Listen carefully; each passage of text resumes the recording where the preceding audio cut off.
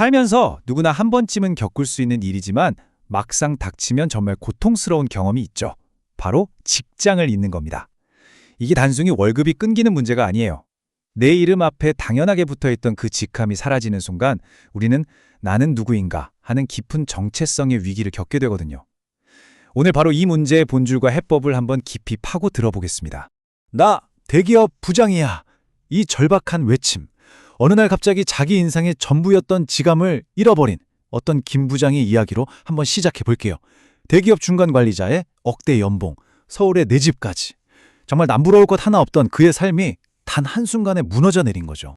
정리해고 통보서 딱 한 장. 그게 그냥 종이 쪼가리가 아니었습니다. 그의 이름에서 부장이라는 두 글자가 싹 지워지는 순간 그를 지탱하던 모든 게 사라져버린 거예요. 그리고 그 텅 빈 공간에 딱 하나의 질문만 남게 됩니다. 나는 누구지? 그래서 오늘 이 시간에는요, 이렇게 내 이름이 사라지는 현실부터 시작해서 그럼 진짜 정체성은 대체 뭔지, 또 나를 위해 어떤 처방을 내릴 수 있는지, 그리고 사회는 뭘 해야 하는지, 마지막으로 나만의 새로운 길은 어떻게 찾을 수 있는지 차근차근 짚어보겠습니다. 앞서 말씀드린 김 부장의 이야기가요, 이제 더 이상 어떤 한 사람의 특별한 비극이 아닙니다. 이게 바로 지금 우리 사회가 마주하고 있는 아주 냉혹한 현실이에요. 개인의 위기를 넘어서서 이제는 사회 전체의 문제가 되고 있는 거죠. 자, 이 숫자 한번 보세요. 49.4세. 이게 뭘 의미하는 숫자일까요? 놀랍게도 이게 바로 우리나라 직장인의 평균 실질 퇴직 연령이라고 합니다. 통계청 자료예요. 와, 인생의 절반도 채 안 됐는데 수많은 중년들이 자기 의지와 상관없이 직장을 떠나고 있다는 거죠. 그러면 에이, 그래도 자기 발로 나간 사람도 많겠지 싶잖아요? 그런데 2024년 통계를 보면 꼭 그렇지만도 않아요. 50대 퇴직자의 절반이 훌쩍 넘는 55%가요. 내 뜻과는 전혀 상관없이 직장을 나와야만 했다는 겁니다. 그럼 다시 일자리 구하면 되는 거 아니냐고요? 글쎄요, 제 취업의 현실은 정말 냉혹합니다. 기술은 계속 발전해서 중년의 자리는 점점 사라지고 운 좋게 재취업에 성공하더라도 임금은 보통 반토막이 나기 일쑤예요. 그것도 안정적인 정규직보다는 파견이나 계약직이 대부분이고요. 이러니 50대 실업률이 계속 올라갈 수밖에 없는 거죠. 가장이라는 이름의 무게가 점점 더 버거워지는 현실입니다. 자, 그럼 문제의 핵심으로 한번 들어가 보죠. 도대체 왜 직장을 잃는다는 게 이렇게까지 고통스러운 걸까요? 그건 바로 정체성의 위기랑 직결되기 때문입니다.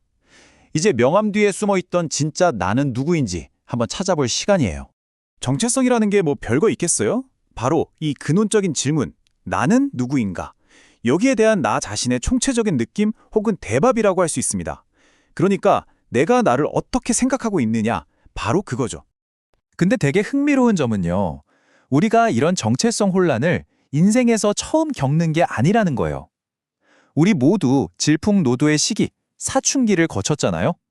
청소년기의 혼란이 나는 누구고 뭘 해야 하지 이런 질문에서 온다면 중년기의 위기는 거기서 한 발 더 나아가서 내가 진짜로 원하는 게 뭐지? 라는 더 깊은 질문에서 시작됩니다. 그럼 어떻게 해야 흔들리지 않는 그런 안정적인 정체성을 가질 수 있을까요? 전문가들은 보통 두 가지 기둥을 얘기해요. 바로 일관성과 통합성입니다. 일관성은 뭐냐면 어제나 오늘의 나 그리고 내일의 내가 다 같은 사람이라는 그런 연속성의 감각이고요.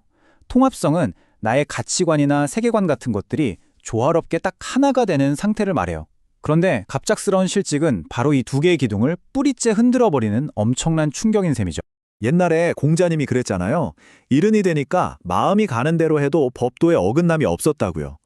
이야, 이게 바로 정체성 통합의 최고 경지가 아닐까 싶어요. 내 마음이 원하는 거랑 세상의 이치가 완벽하게 하나가 되는 상태. 어쩌면 이게 우리가 평생 추구해야 할 진짜 자기 모습일지도 모릅니다. 결국 진정한 정체성이란 건 다른 누구도 아닌 바로 나 자신이 내 인생의 주인공이 되는 그런 마음 상태를 말하는 겁니다. 남들 시선에 이리저리 흔들리지 않고 내 선택에 온전히 책임지면서 자유롭게 나아가는 것, 바로 그거죠. 자, 이제 이론적인 얘기는 그만하고 실전으로 넘어가 보죠. 이 고통스러운 위기를 이겨내고 나의 이야기를 되찾으려면 구체적으로 뭘 어떻게 해야 할까요? 제가 세 단계로 구성된 처방전을 딱 제시해 드릴게요. 우선 생각을 좀 바꿔야 해요.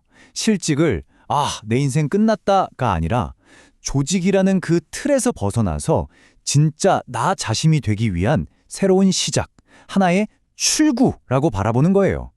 물론 고통스럽죠.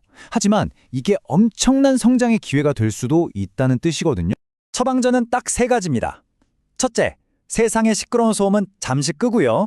그동안 애써 외면했던 내 마음속 작은 소리에 귀를 기울여보는 거예요. 둘째, 어느 회사 아무개라는 가면을 벗어 던지고 인간 본연의 성품, 즉 나의 본성대로 한번 살아보는 겁니다. 그리고 마지막, 셋째, 나 자신을 온전히 사랑하며 살아가는 것.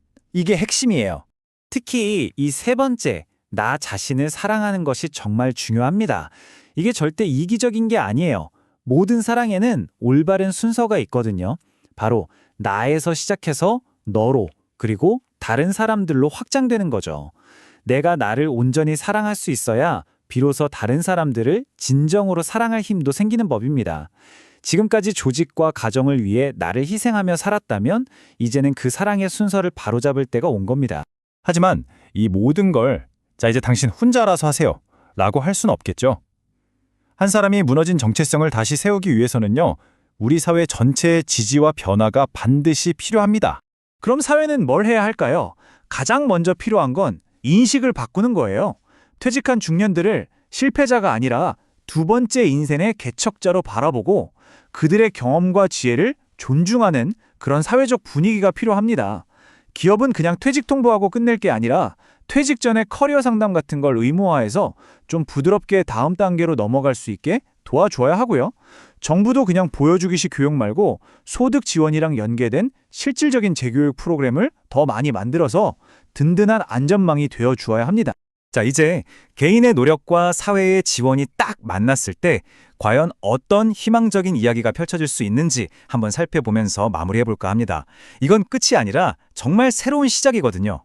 바로 이런 분처럼요. 퇴직 후에 작은 공방을 열어서 자신만의 일을 찾은 김철수 씨 이야기인데요. 이분 말씀이 참 와닿아요. 누가 시켜서 하는 일이 아닌 내가 시작한 일이 곧 내 삶이 되는 경험. 이야, 이게 바로 정체성을 되찾는 과정의 가장 아름다운 결과가 아닐까 싶습니다. 핵심은 바로 이겁니다. 더 이상 과거에 내가 얼마나 잘 나갔는지, 지금 내가 얼마나 힘든지 이런 성공이나 실패에 얽매일 필요가 없다는 거예요. 진짜 중요한 건 돈이나 명예가 아니라 진짜 나 자신으로 살아가고 있는가? 바로 이 질문입니다. 조직이 만들어졌던 그 낡은 길은 이제 끝났습니다. 하지만 그 길의 끝이 낭떠러지가 아니라 어쩌면 새로운 출발선일 수 있어요. 자, 이제 여러분 앞에 펼쳐진 무한한 가능성을 한번 바라보세요. 그리고 스스로에게 한번 물어보십시오. 나는 나를 위해 어떤 새로운 길을 만들어 갈 것인가? 이 질문을 가슴에 품고 여러분 삶의 진정한 주인공이 되시기를 진심으로 응원하겠습니다.